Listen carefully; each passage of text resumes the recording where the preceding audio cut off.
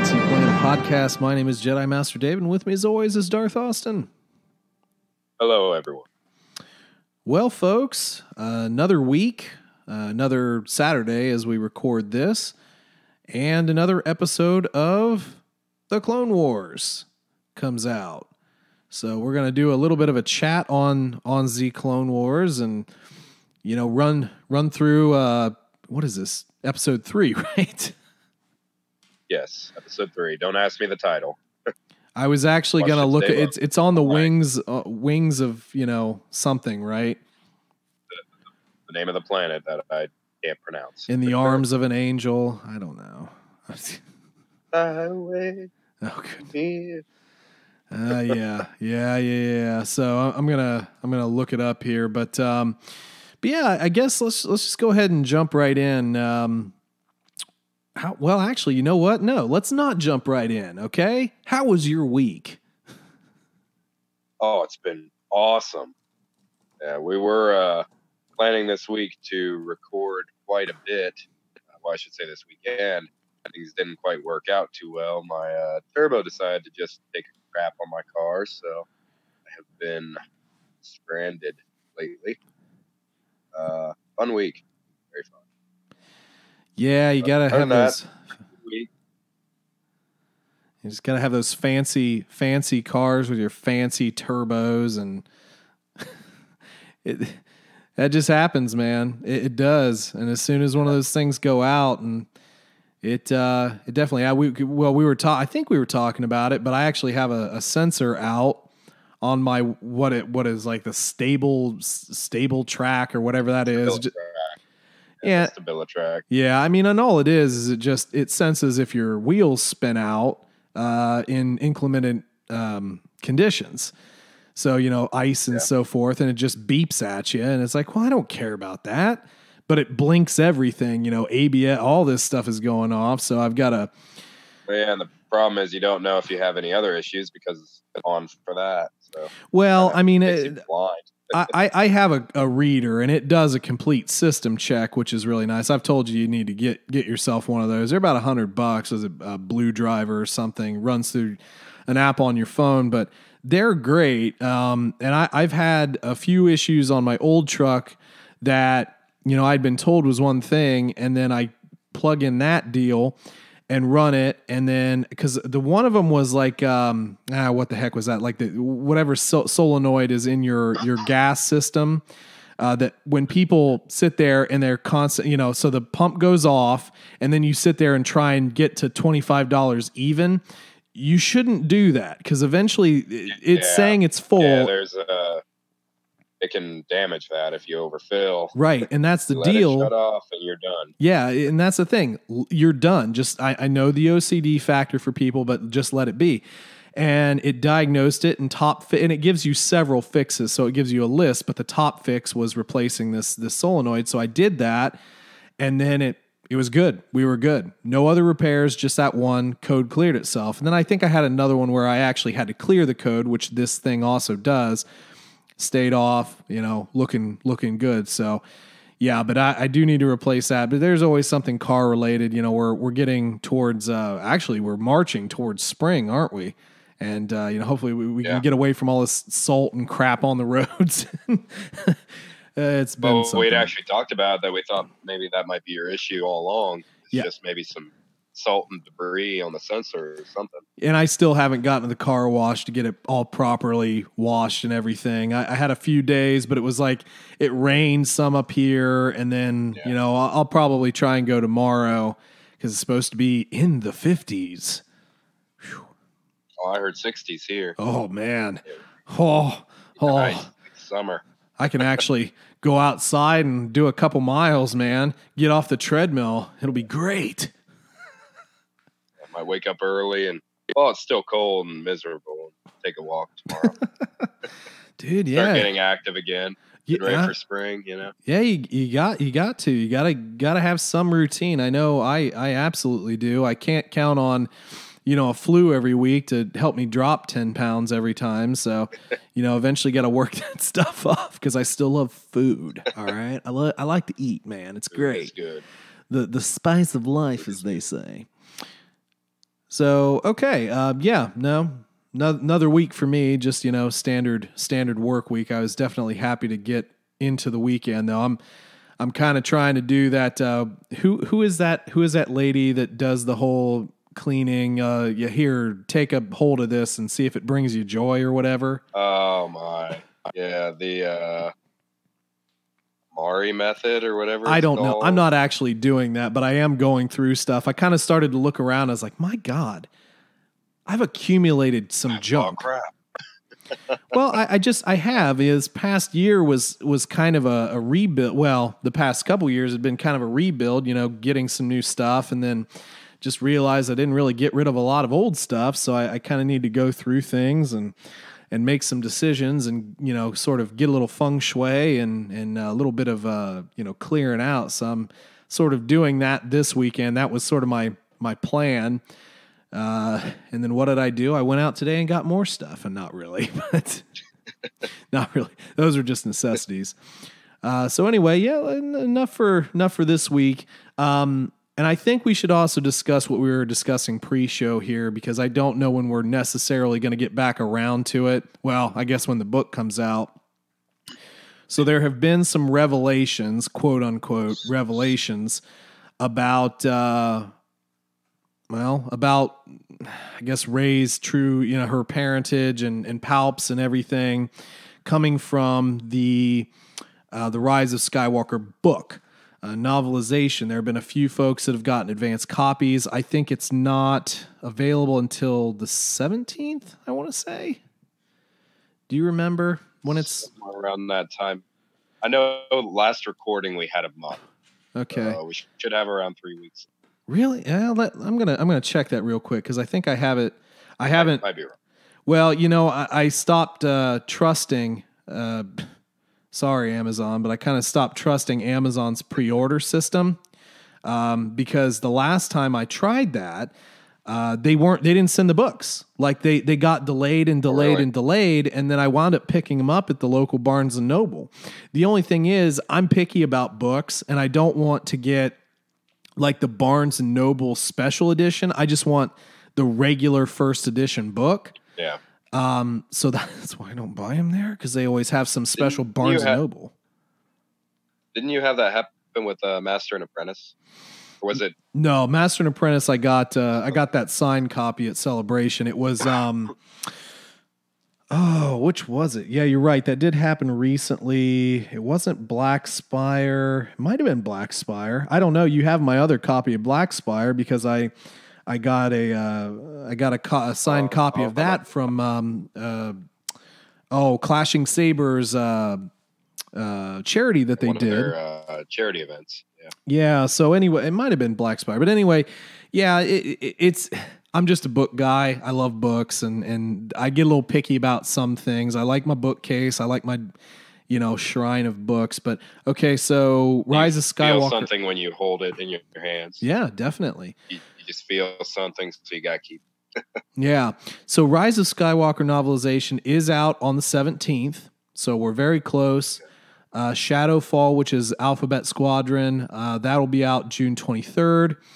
The Thrawn Ascendancy book has been pushed back to October 6th. We hadn't talked about that, but that's pushed back, so that won't be out until October. And then Queen's Peril will be out June 2nd. So we've got a couple in June that we're going to really have to take a look at. But yeah, the Rise of Skywalker will be out on probably easily the two that I'm most excited for, Alphabet and Queen's Peril. It's going to be great. Yeah, same here. I really love Queen's Shadow. We've talked about that. But yeah, Peril I'm looking forward to. And obviously we both enjoyed Alphabet Squadron, so that should be really nice. I'm glad Alexander Freed was able to get more of those books out there. And another Thrawn book? You're not super excited about Thrawn? Another one? I have till October to actually go through them all. So yeah, that was the thing. I mean, I wasn't really into the whole Thrawn thing either, but I think it was I guess Treason. When that came out, I was like, oh crap, I got to go back and read the other two. So I did. But yeah. So yeah, a lot more stuff coming out. definitely a lot of content for sure. But anyway, back to the point. We won't like deal in depth with any of this until later once the book comes out. But so two things. I think the first thing that popped up out there in Twitter land was, talking about Palpatine being a clone. And then we also had a little bit of news that the procreation for Palpatine's son was not traditional. We also said he was a failed clone. So that brings up a lot of questions for sort of Rey's parentage. And is it Grandpa Palpatine or is it weird Father Palpatine? Or you remember that song that Grandpa used to sing called "I'm My Own Grandpa"? Real yes. real satirical song about how sometimes families are just way too much in the family. I kind of feel like that's what we're dealing with here now. Pretty much. Yeah, so we got we've got a lot of people unhappy about this. It kind of changes some things in the movie. It really makes you argue whether or not Rey is his granddaughter or not. Because essentially what we're getting is, so Rey's father is just a failed clone of Palpatine that had no Force abilities. Yeah. So it's interesting. Yeah, for sure. And we also need it. Well, yeah, I guess, but we also talked about, well, here's the other thing too. If this was like because it was a younger clone. So if he was trying to create a younger clone, do you think he was going to body swap? And then he realized that this one didn't have the power. The power. And the problem is, I think it's been kind of established that no clone can handle the essence of Palpatine because the power just tears the body apart. So that's our issue. So the question does arise, was this planned from the beginning for the clone to have a child, or did it just kind of happen? Well, yeah, and that's a good question. I don't know, because I mean there has to be a whole sequence of events that happens here so you have a failed Palp clone, and then that one has to then find a gal to do a little procreating with, or maybe they could do some space stuff. I don't know, whatever you do in space. But essentially, you're relying on this clone then to go out and find a girl, and then procreate. And heck, I don't know, clone stuff could happen. He could be shooting blanks, bro. It could be a failure all around. I don't know. Yeah, because all of the the clone troopers were all sterile. So, was that intentional, or is it a process? Well, yeah, I mean, Boba never had any children.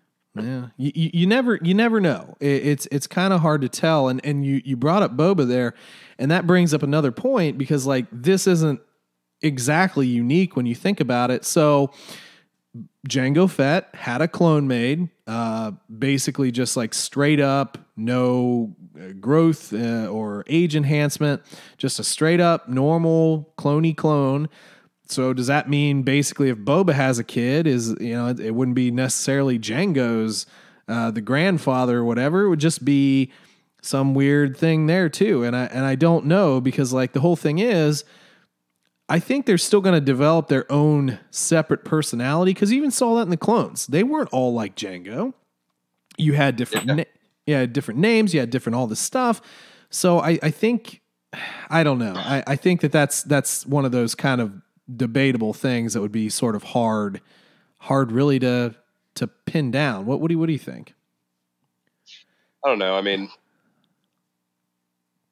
I think we're going to see some major deviations. Obviously, young clone Shreve wasn't quite as evil as Papa Palps, because I mean he sacrifices himself for Rey. Obviously, falls in love. He lives a normal lifestyle.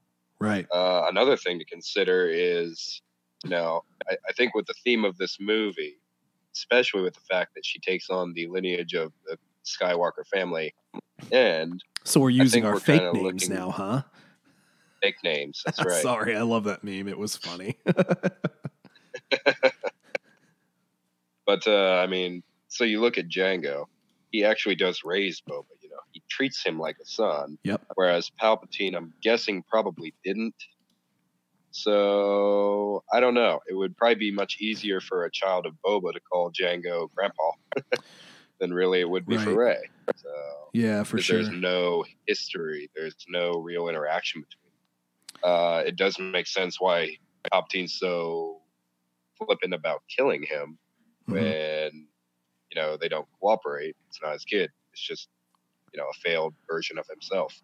Yeah. Probably disgusts him to even look at him. So the only thing that I question is if this clone has no Force abilities whatsoever, completely dead to Force.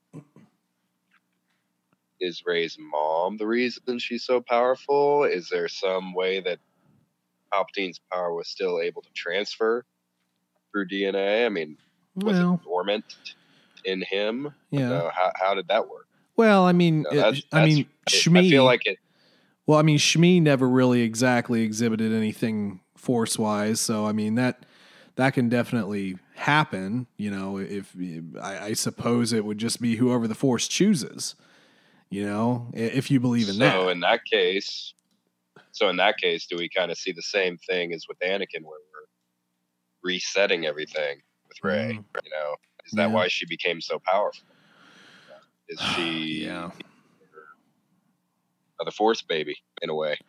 Well, and that I mean that is another thing though, if you think about it. So let's say, you have this failed Palp clone kid, and then finds a wife. Do you think maybe Palpatine did a little bit of midichlorian stuff and created Rey himself, or do you think it was natural? I kind of lean towards the Force reacting to Palpatine coming back and cheating death. Okay. I kind of like the idea of that. Kind of in a way, it kind of makes it more of a Rise of Skywalker story. Because you also have to remember Skywalker is also just a name for a Force user. So really, she could take on the lineage of Skywalker without being a part of that family. If she doesn't want to take on the Palpatine name. So, wow, Darth, really, really buying into the Disney shill stuff, huh? No, not really. I like going old canon instead of Disney. No, I know, man. Yeah, I don't know. I don't know how to call it personally. I think that it starts to get a little messy. I feel like we will be able to figure this out a bit better when we get the book, though. I think when we have the book in our hands or whatever audiobook, and we're able to sit down and really go through it, I think we'll figure it out. What do you think? You think if we have it, we'll understand it a little bit more?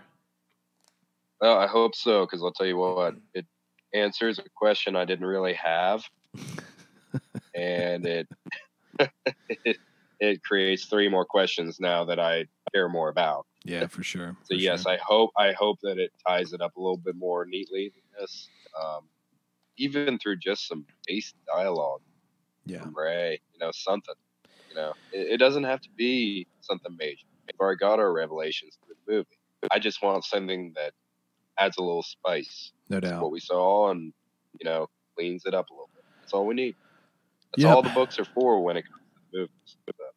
Yeah, no doubt. I wholeheartedly agree. So I guess let's go ahead and get off that a little bit, because obviously we'll talk about it more once we get the book. Well, hopefully. So let's roll into episode 3, and it is called "On the Wings of Keeradaks." Keeradaks, maybe. Oh yeah, that thing. That's how you say it. Yeah, that thing. So we kind of just jump in right where we left off in the prior episode, fighting their way out of the old Techno Union's clutches, I guess. Whatever you want to call it. Lot more. We do find out right away that they were actually there watching. Yeah. We speculate a lot that they weren't even there. They were just watching from another planet, maybe, or space station. Yeah, good call, actually, because I I thought about that when I was watching it. It's like, oh yeah, that's right. We were talking about that. We didn't see them, but yeah, here they roll in and more of these goofy droids.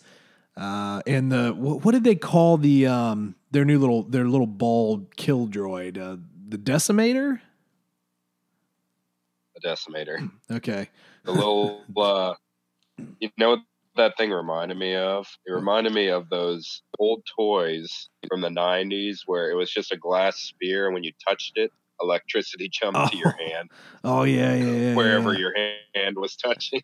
Yeah, That's what that reminded me of. I always wanted to just own one because I thought they were so darn cool back then. Yeah. So we have a little bit of the fight here. We've got Tech attempting to disconnect Echo because they can't disconnect him from his Matrix style plugins, and you really start to see how messed up he is. He's missing an arm. He's got a little hook arm. Yeah. He's got like metal implants on his spine all over, like weird wire coming out of his temples. Just pretty. He's becoming more machine than man. Exactly. But they are able to disconnect him. And then we find out that Echo, not only, unfortunately was being used by the Techno Union, but because he was plugged in, he was able to get information from them. He was actually able to, figure out all this stuff. And he knew the layout, and he was like, okay, there's a vent up here, we can go. And they were able to sort of escape before the Decimator, which sounds like one of those old monster trucks, Bigfoot, and out comes the Decimator, and here's Grave Digger, Digger, Sunday. Decimator's just floating around. I feel like this is unfair. Unfair advantage. The only thing that was disappointing. The only disappointing thing about this droid is we really didn't get to see what it could do because it'll escape. So it's kind of a pointless scene in a way. Kind of, kind of was. It is kind of funny watching, kind of get a funny moment watching Anakin lift the wrecker up. It's going to get me. Yeah. It's trying to get me. I'm glad you remembered that. That actually did give me a chuckle. Oh, it's coming. It's going to get me. It's going to get me. I'm actually starting to like him a lot more than I thought I would. He's kind of pretty decent comedy relief, I guess. Did you feel like he was going to sacrifice himself before that, though? Because I felt for a second they were going to go that. Yes, I actually did have that thought as well. He's planning the charges. And I did. I wondered if this was kind of going to be one of those Heavy situations where, back when Heavy sacrificed himself, if they were going to start picking off the Bad Batch, but didn't happen. So I'm cool with that. I don't think we need to see death so soon. But hey, you know what? Let me ask you this. The Bad Batch is different, right? They have these mutations. So when Order 66 gets piped in, do you think that they turn? I hope we find out. Me too. That's a good question. Because, that's something that is implanted at birth. Yeah. But if they see the defects on these clones and they don't expect them to really stay in the military, why would they waste the money on the implants? Yeah. Even with that, maybe it's just like it doesn't quite correlate with their construction or something. It was just something I thought about a little bit. It was like, it would be interesting because obviously there were a couple of clones that were able to resist.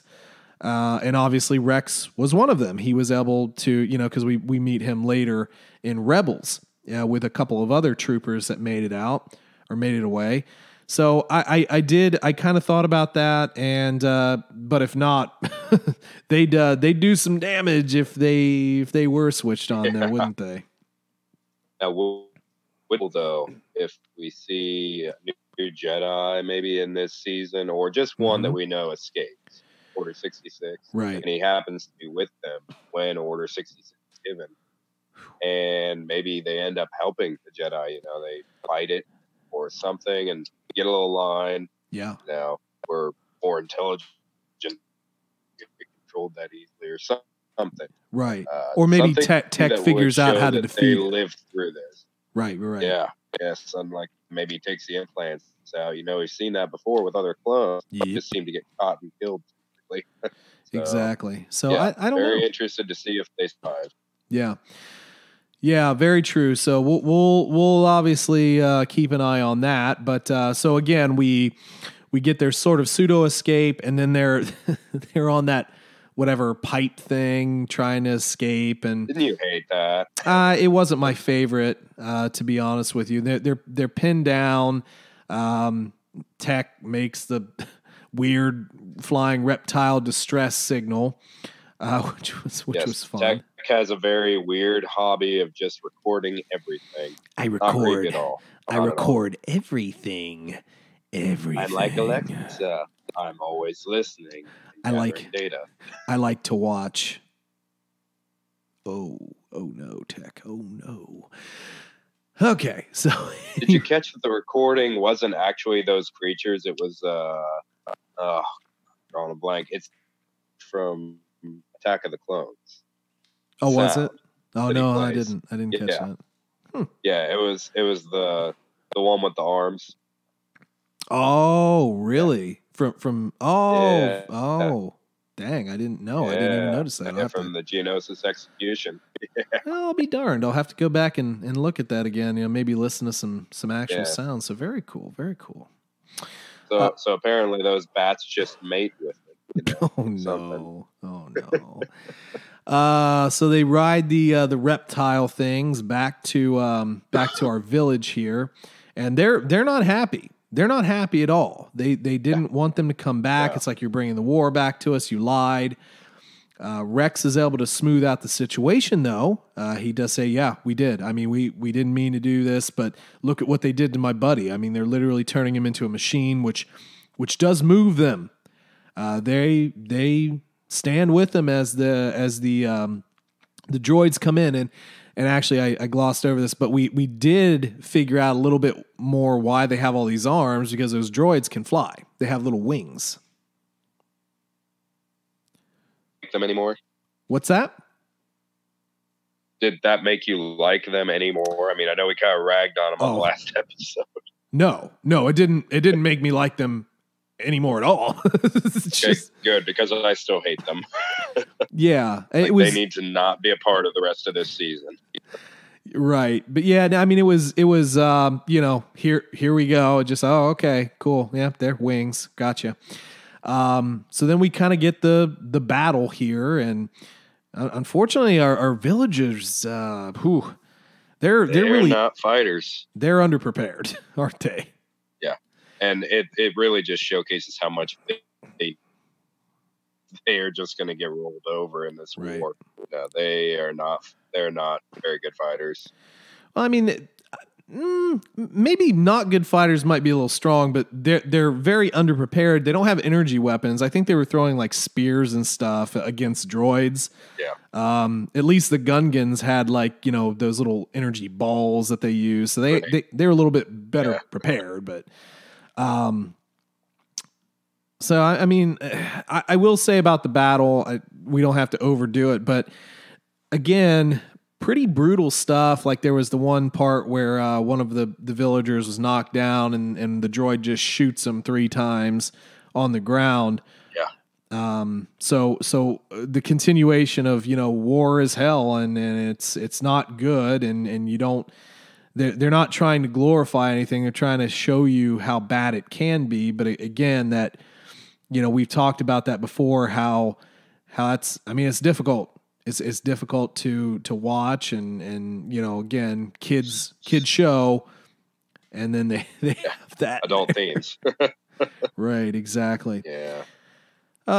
So let's see here. I don't know. They are able to drive the droids back.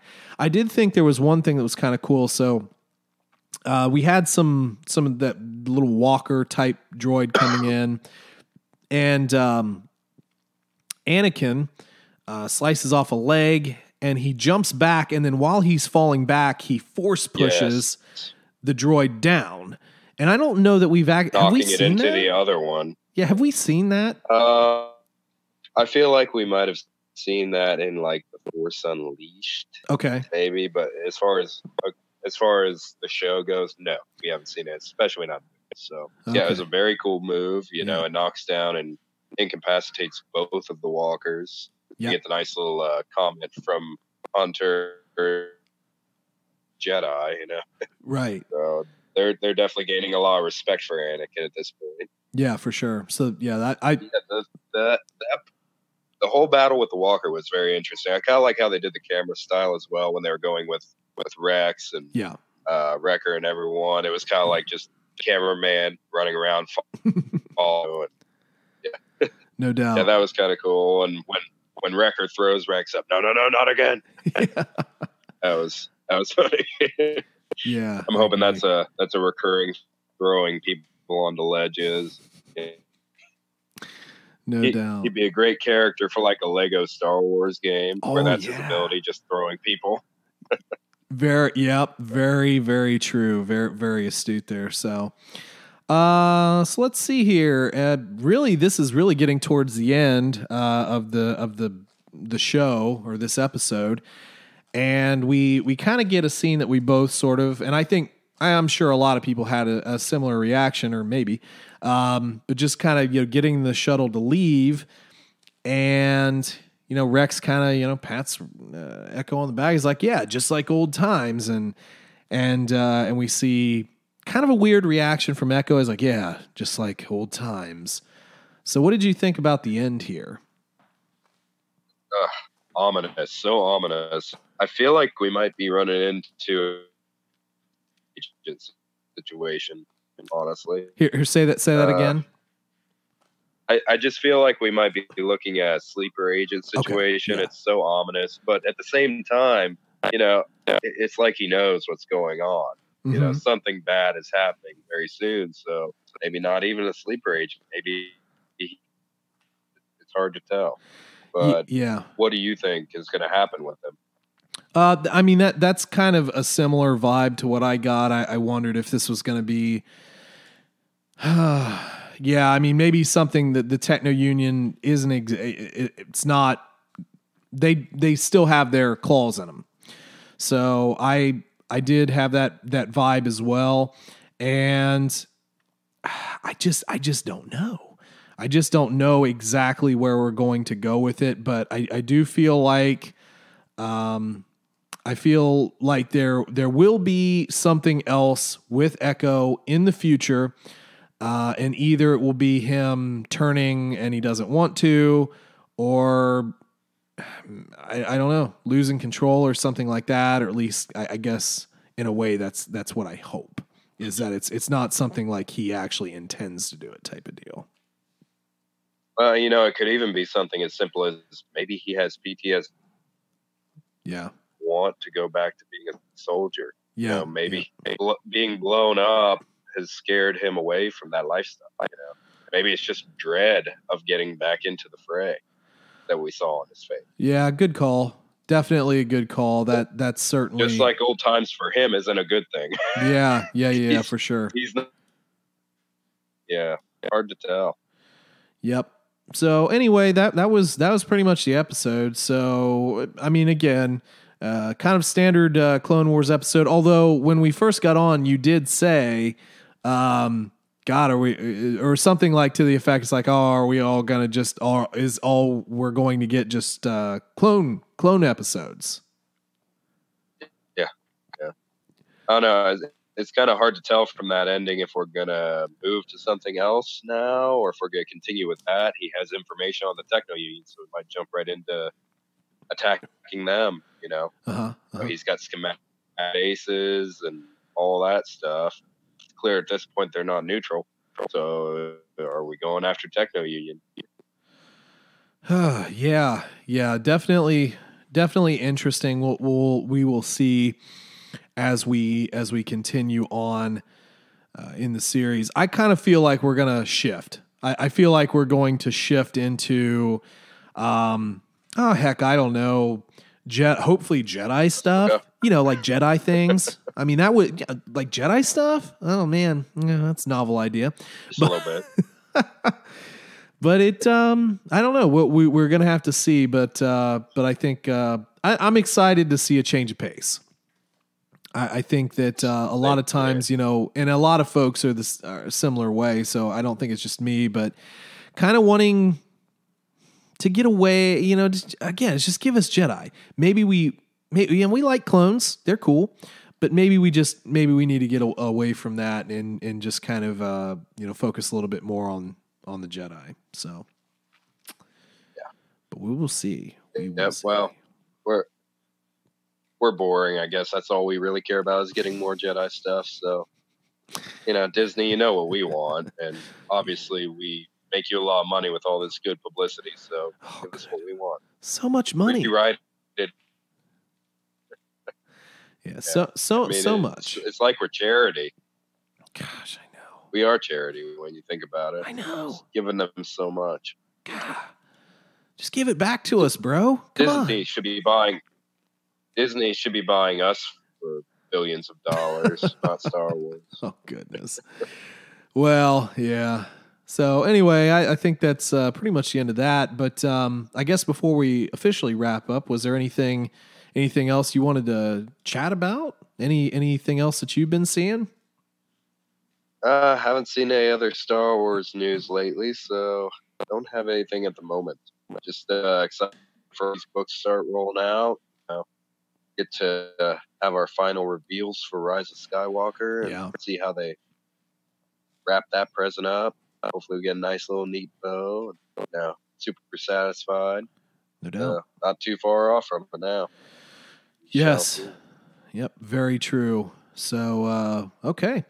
Well, folks, if you would like to interact with the show and give us your opinion on the conversation today, on Clone Wars, on really anything, you can find us on Facebook, on Twitter at TC Plan Podcast.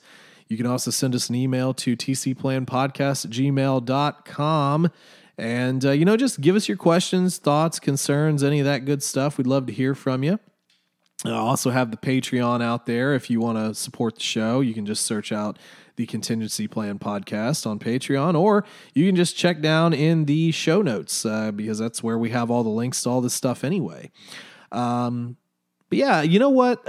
Before we officially wrap up, because they were so nice to do it for us, I actually want to give a quick shout out to a buddy of mine down there. He runs a podcast called, it's the History of Middle-earth podcast. It's the Minas Tirith Archives.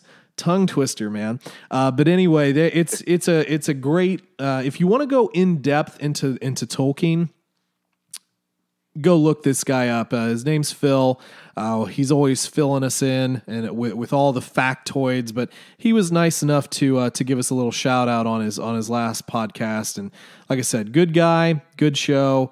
And if you want a podcast recommendation for this week, that's definitely one that I would recommend. So go check that out. But anyway, you guys just have a great rest of your week. Yes, and as always, in the Force, with